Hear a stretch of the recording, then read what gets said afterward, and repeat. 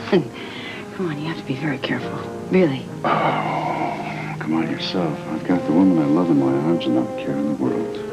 Look, I mean this. I really mean it, Sean. I mean, what if someone sees you driving away? They'll think, at this hour of the morning, they'll think you've been here all night. If I'd had any brains, that's exactly what I'd be doing. If memory serves me right, I've had some pretty good times in this. Yes, well, you just hang on to the memories, okay? Because that's all you're going to have to hang on to for a while. I mean it, Sean, please. How can you act this way after everything's happening? Why shouldn't I act this way? Have you just forgotten that we're under investigation? No, I have not forgotten. I think the investigation into Alan's death is going to be put on the back burner for a while. Oh, I don't know how you can say that. Because I haven't had a word from Anna since I told her about Frisco and Felicia catching Alan in my penthouse the first night of their honeymoon. Okay, fine. Do you think that she believes that we've been framed? Really? Why shouldn't she believe it? Yes. Quartermain, but you have a visitor. Who's that? Captain Lewis from the Port Charles Police Department. I'll, wait in the den. Excuse me, Mr. Donnelly, but Captain Lewis saw your car outside, and he expressed an interest in speaking with both you and Dr. Quartermain. Great. Well, show the captain in. Don't worry. Don't worry. Good morning. Sorry Good morning, for Captain. How are you? dropping by without calling first, but Chief Devane has something she'd like you to both hear. What is that? It's a tape that was dropped by the police department recently. By whom? I'm not at liberty to say. Now, how does that tape involve us?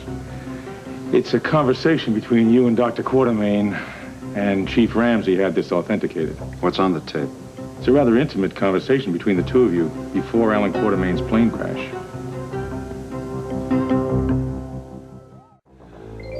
Captain, tell me, where did you get this supposedly authentic tape? You know I can't tell you who brought it to the station. Oh, you're protecting someone, isn't it? It doesn't matter who brought it to the station. I will tell you this.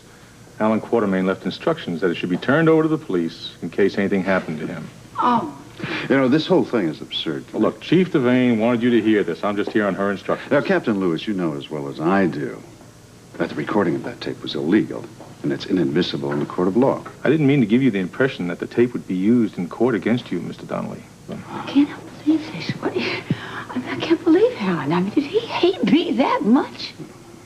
Captain Lewis, I gave Anna Devane proof that Alan Quartermain was in my penthouse and had ample opportunity to steal that Mexican tequila cup that contained the chemical substance that was found in his fuel tank.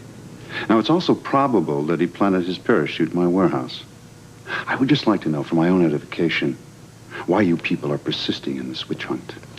Perhaps you should listen to this tape before you say anything that might incriminate you. Well, wait a minute. Did you say that was recorded before Alan's plane crashed? That's right, Dr. Quartermain. Now, what difference does it make where it was recorded, how, when?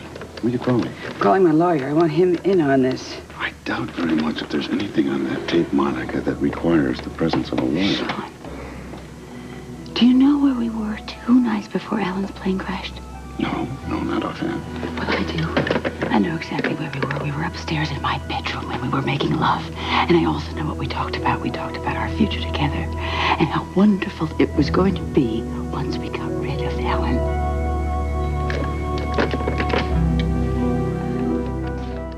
Oh, Sean, I want so much to believe it's all going to work out. We'll really be able to take that cruise. Believe it. Once we're rid of Alan, the world is ours. Turn it off. Just turn it off. Turn it off. That tape proves nothing, Captain. Absolutely. That is not admissible in a court of law, and you're playing it here today for my client is nothing but pure harassment. You've got to admit it's incriminating. What are you talking about, Look, incriminating? I never said, neither one of us said anything about killing or murder. I know, not on the tape, but words like that have been used in front of other witnesses. I'll be in touch. In future, please contact me if you have anything to say to these people, and please have Anna Devane call me. I'd like to talk to her about the department's new policy concerning harassment. It's okay. It's okay.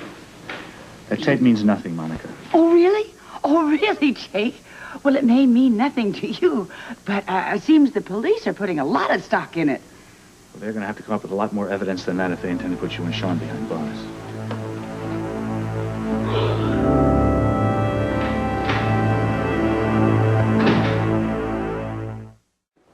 much you enjoy the time, sir, so I thought I'd bring it to you. Oh, well, thank you, Jennings. Sit down. Tell me what happened. Captain Lewis showed up with the tape.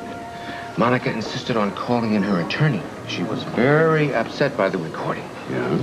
Well, how did Donnelly react? Well, he was fine, until Mr. Meyer happened to mention being behind bars. Then the man broke out into a cold sweat. Finally, a chink in the armor, huh? That was Ginny Weber. Mike called and he's okay. Oh, that's wonderful news, Ruby. He was such a sweet little boy. I was praying nothing happened to him. What are you up to, Edward? I've seen that look before. Yeah? What look is that? The one that means you're going to cause trouble. Well, I don't know what you're talking about, Liza. I've just heard from Ruby that Mike Weber is all right. You know, it got me to thinking about our grandsons. Yeah? Well, what about them? They're scheduled to come home from camp soon, and I know that Monica is planning to tell them about their father.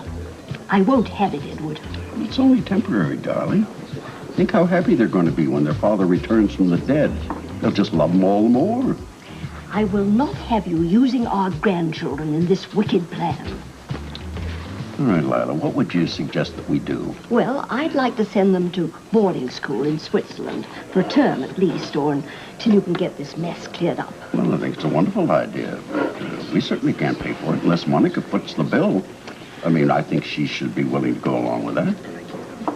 I'm going to call her and tell her about the idea. Well, now, wait just a moment, Lila. Now, this calls for some personal attention. I'll drive you over to the mansion just as soon as I finish some other business. Hold on.